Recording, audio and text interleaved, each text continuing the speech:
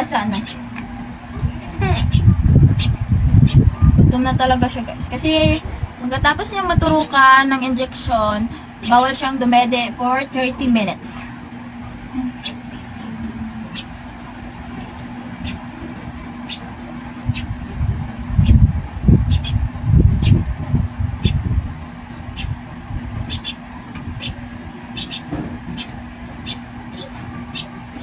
He's not feeling well for today's video natin guys.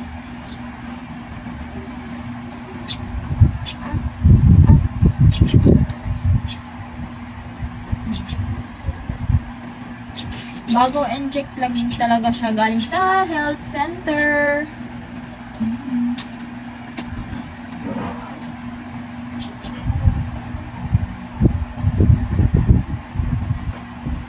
Sobrang gutom na talaga si baby kasi 30 minutes bago siya padedeen. Hindi na pala ako nakapag-video guys na injectionan siya dun sa health center kasi wala akong kasama. So ako lang mag-isa at mahirap na. Karga-karga ko si baby tapos yung immunization card niya. Tapos kasi nung mag-video kapag iiyak si baby pag naturukan. So wala. So hindi na ako nakapag-video guys.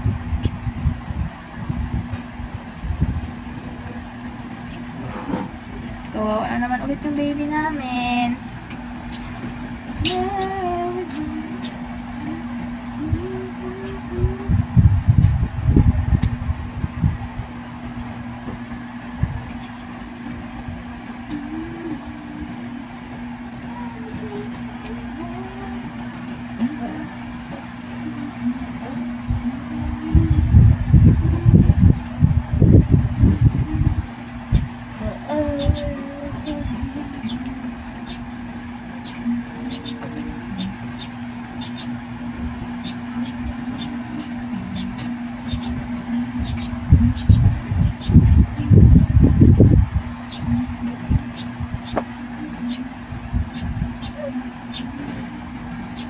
Andito na pala ako ngayon sa kwarto guys. Kasi maingay talaga sa ibaba. Dun sa tindahan, maingay kasi andun yung dalawa kong alagain. Yung isa kong pamangkin tapos yung isa kong panganay na. Laging nagsisigawan guys. So ayaw ko dun eh.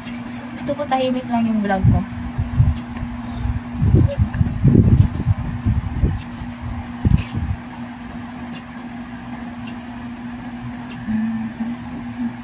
Wala, hindi nga pala ako nakapag-nip tint ngayon guys kasi umiiyak na si baby. Pero maganda pa rin si Mommy Tisha niyo.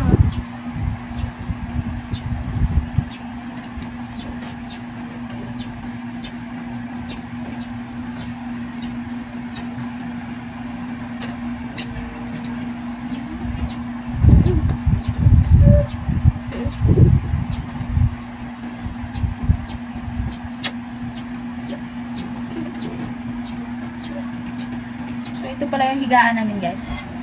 3 kami dito sa isang kama. Asawa ko, ako, tapos si baby. Yung isa ko panganay, katabi siya ng mga mama at papa ko. Kasi hindi kami magkasya dito eh. Maliit lang yung higaan namin. So, sa darating pala guys na March 4, pasensya na talaga kayo kasi hindi ako makapag-video, makapag-vlog sa March 4 hanggang siguro hanggang 9. March 4 hanggang 9. Kasi, ooperahan na po siya eh. Tapos walang wifi doon. So, hindi ako siguro, pag malakas yung internet doon, may chance akong makapag-post. So,